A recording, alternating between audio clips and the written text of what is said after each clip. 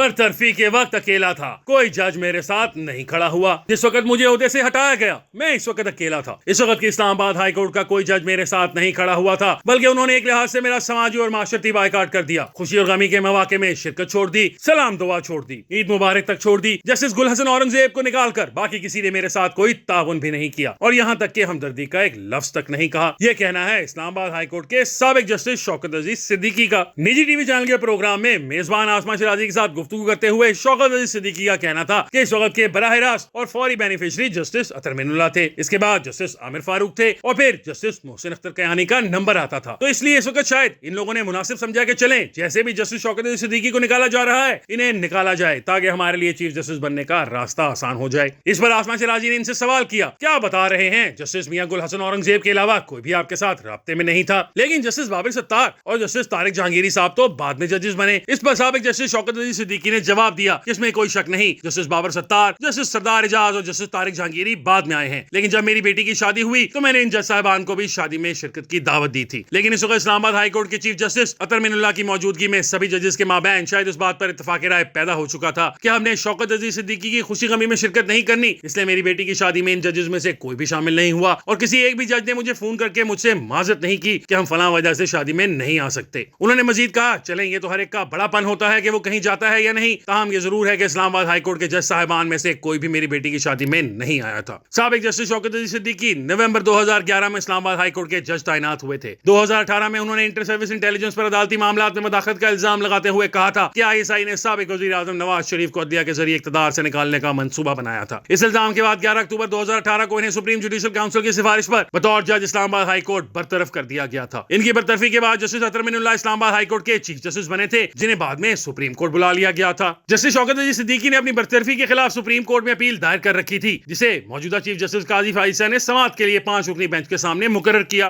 Chief justice की सरबराही में supreme court के मज़कूरा बेंच ने 22 मार्च 2024 को साबिक जस्टिस शौकत अजीज सिद्दीकी की बरतरफी का फैसला कलअदम करार दे दिया था। अपने फैसले में सुप्रीम कोर्ट ने करार दिया था कि साबिक जस्टिस को बरतरफ शुदा लिखने की बजाय रिटायर्ड तस्वुर किया जाए, और यह भी कि वो पेंशन और दीगर तमाम अराद के मुस्तहिक हैं जो रिटायर्ड जज को मिलती हैं। इस पेशरफ के बाद इस्लामाबाद हाई कोर्ट के 6 जज साहिबान ने अदालती मामलात में खुफिया एजेंसियों की मुदाखलत से मुतल्लिक साबिक जस्टिस शौकत अजीज सिद्दीकी के मौक़िफ़ की तायीद करते हुए सुप्रीम जुडिशल काउंसिल को खत लिख दिया। इस खत में मौजूद जज साहिबान ने सुप्रीम जुडिशल काउंसिल से रहनुमाई तलब की कि अगर इन्हें भी खुफिया एजेंसियों के एहलकारों की जानिब से दबाव का सामना करना पड़े तो इसे रोकने के लिए इन्हें क्या इक़दाम उठाने चाहिए। इस सूरत हाल पर गौर के लिए चेयरमैन सुप्रीम जुडिशल काउंसिल और चीफ जस्टिस ऑफ पाकिस्तान काजी फाइसा ने सुप्रीम कोर्ट जजेस का फुल कोर्ट इजलास बुला लिया। इजलास में तय पाया कि इस खत में चूंकि एग्जीक्यूटिव पर इल्जाम आयद किए गए हैं, इसलिए ये मामला एग्जीक्यूटिव के मौजूदा सरबराह यानी वजीर आजम पाकिस्तान के सामने रखना चाहिए। चीफ जस्टिस की ख्वाहिश पर अगले रोज वजीर आजम पाकिस्तान मियां शहबाज शरीफ इनसे मुलाकात के लिए सुप्रीम कोर्ट पहुंचे, और मुलाकात में वजीर आजम ने चीफ जस्टिस को ज़ेर गौर मामले पर जुडिशल कमीशन बनाने की पेशकश की। मुलाकात के बाद वजीर कानून आजम नजीर तारड़ और अटॉर्नी जनरल मंसूर अवान ने प्रेस ब्रीफिंग में बताया कि अदलिया में मदाखलत के मामले पर किसी रिटायर्ड जज साहब की सरबराही में हुकूमत जुडिशल कमीशन बना रही है जो इस मामले की तहकीकात करेगा। इस्लामाबाद हाई कोर्ट के 6 जज साहिबान की जानिब से लिखे गए खत पर अवामी राय मुनकसिम है। एक मखसूस सियासी जमात इन जज साहिबान को हक सच के अलंबरदार करार देते हुए जहां मामले की तहकीकात का मुतालबा कर रही है, तो वहीं दूसरी जाने वाले इन्हें याद करा रहे हैं कि साबिक जस्टिस शौकत अजीज सिद्दीकी को इसी जमात के दौरे इख्तिदार में ओहदे से बरतरफ किया गया था, मगर तब इस जमात वालों की हक परस्ती और आइन पसंदी क्यों नहीं जागी थी। साबिक जस्टिस शौकत अजीज सिद्दीकी ने भी अब इसी दुख का इजहार किया है कि जब मुझे ओहदे से हटाया गया तो इस वक्त मैं बिल्कुल अकेला था। इस्लामाबाद हाई कोर्ट का कोई जज मेरे साथ नहीं खड़ा हुआ था, बल्कि इस वक्त के चीफ जस्टिस जस्टिस अतर मिनुल्लाह की सरबराही में इस्लामाबाद हाई कोर्ट के तमाम जज साहिबान एक खामोश मुआहदे पर मुत्तफिक हो चुके थे कि जस्टिस शौकत अजीज सिद्दीकी से कोई ताल्लुक वास्ता नहीं रखना।